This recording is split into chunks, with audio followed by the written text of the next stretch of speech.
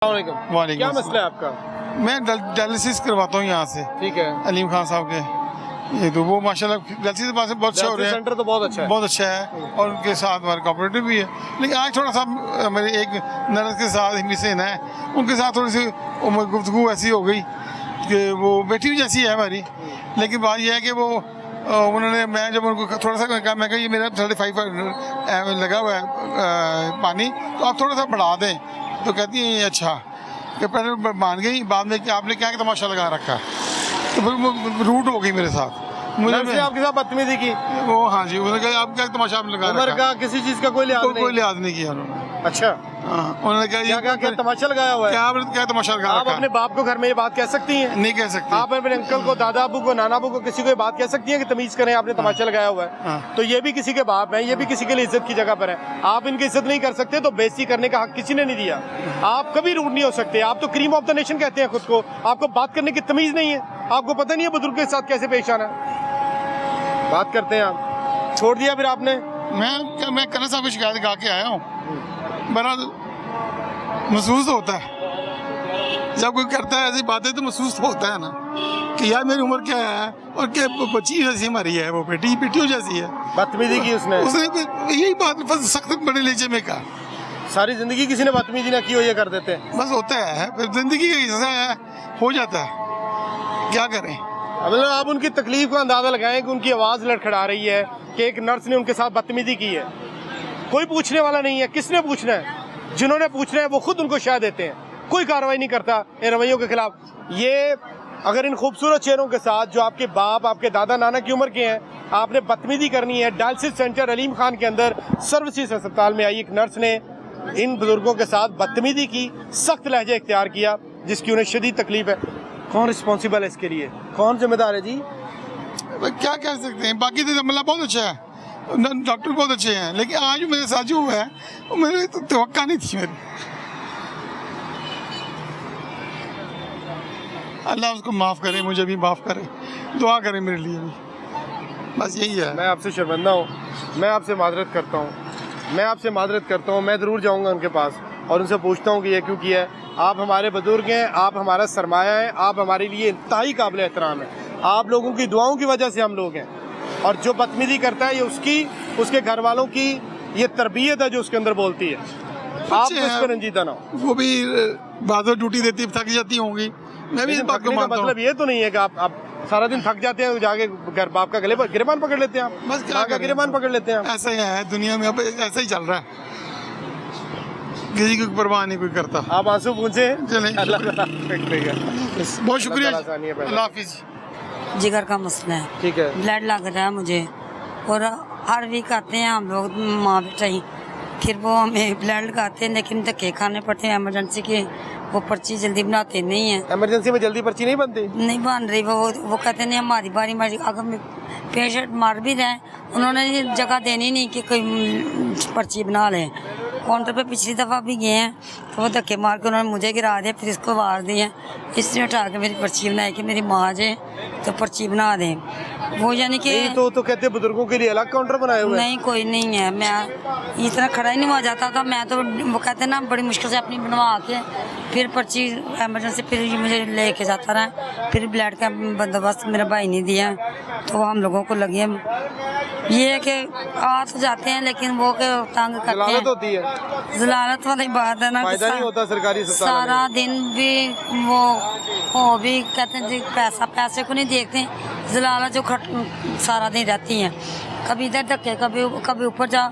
और एक तो वो पहले सही बताते ही नहीं कि ऊपर जाना नीचे जाओ। ऊपर पहुंचे तो कहते हैं नीचे जाना, कमरे घुमाते रहते हैं, कहीं ऊपर जाना, चले जाओ। हाँ जी, कभी ऊपर जाओ कभी नीचे जाओ।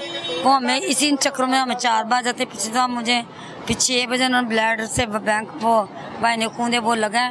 6 बजे जाके 2 बोतलें मिली, लेकिन मेरी हालत बहुत ख़राब थी कि कोई 1 पॉइंट की बोतल नहीं थी। उन्होंने सारा दिन तक घूमे रख छोड़ा हमें।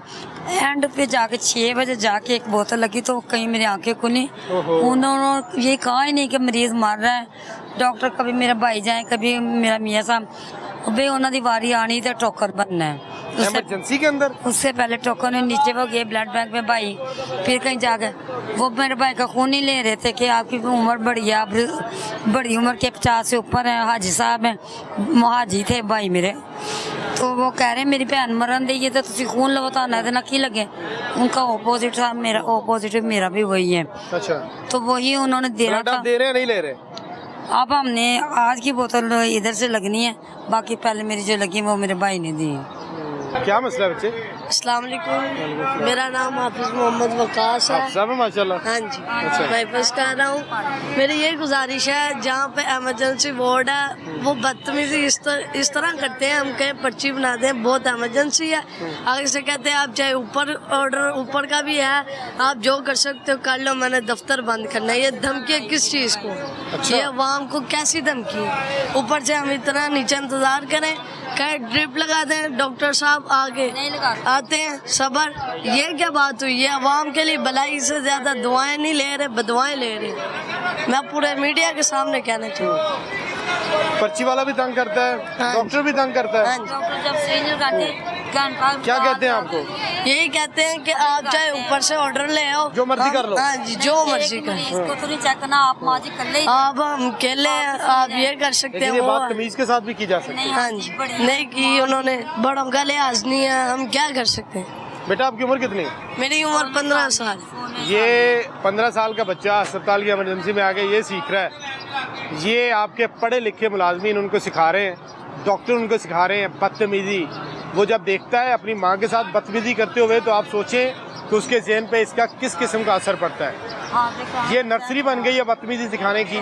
आप जब बच्चों के सामने उनके वालिदैन को रवैया गलत इख्तियार करेंगे, बदतमीजी करेंगे, तो फिर ये बच्चों के ज़हन के ऊपर आप असरात डाल रहे हैं। ये एक और खौफनाक पहलू है। ऊपर से वॉशरूम की हालत आप देख नहीं सकते, ना कोई साबुन है। ये सारी जो पीछे से इमदाद आती है कहाँ जाती है? जो ये बजट आता है। हॉस्पिटल को नहीं मिलती। ये सारी बातें हम आपको बताएं, ये खुद नहीं कुछ कह सकते। जब इनको पता लगे कोई मीडिया आ रहा है या कोई चीफ मिनिस्टर आ रहा है, इन्हों का सारा अस्पताल साफ सुथरा क्लीन कर देते हैं। वैसे मरीजों के लिए क्या वॉशरूम है? एक साबुन तक नहीं है। मैं आज भी यही कहना चाहूँगा, वज़ीर आला पंजाब तो कहती है बहुत जबरदस्त है सारा कुछ, सब कुछ जबरदस्त है, लेकिन ये खुद भी तो अपने रवैये चले नहीं कोई इतना खास कर सकते, लेकिन अपना रवैया तो सही करे ना कि अगला बंदा मरीज है वो टेंशन में और ही ना कहीं मर जाए। ये सोचते नहीं है, आप कह देते हैं जो करना कर लेंगे। किस बात की तो फांसी लगाते हैं। हाँ जी। इतना गुस्सा क्यों है आपको? मुझे इसलिए गुस्सा है, जब इनका रवैया सही नहीं तो हम इनके लिए क्या फूलों की पत्तियां बिछा के इनके इस्तकबाल करें। जब ये इनका रवैया सही होगा हम खुद सल्यूट करेंगे। आपकी मम्मा के साथ बदतमीजी की? हाँ जी। पर्ची वाले ने, डॉक्टर ने? पर्ची वाले।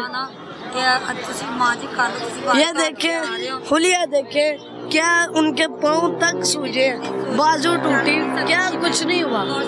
और फिर वो लोग बातें करें जी ऐसे है, हम ये नहीं कर सकते, आप लाइन से बाहर क्यों? मरीज को खड़ा किया जाए फिर भी इतना जो मरीज खड़ा होने के काबिल नहीं है वो लाइन का ख्याल कर रखेगा। यही हुआ पिछली दफा, इधर मैं गिर भी गई, इसने मुझे उठा के मेरी आप गिर गई थी? हाँ जी, फिर इस मेरी पर्ची बनवाई फिर भी है। बदतमीजी की आपके साथ? उन्होंने कहा माँ जी पीछे तो क्या एक बार सुनिया नहीं जाता। मैं कहा भाई लाइन में हूँ। फिर उस औरत ने पाँव दिए मेरे दोनों पाँव में, चीख से मैं तड़पी हूँ। उन्होंने कहा कोई नहीं माँ जी तुझे साइड थी हो जाओ।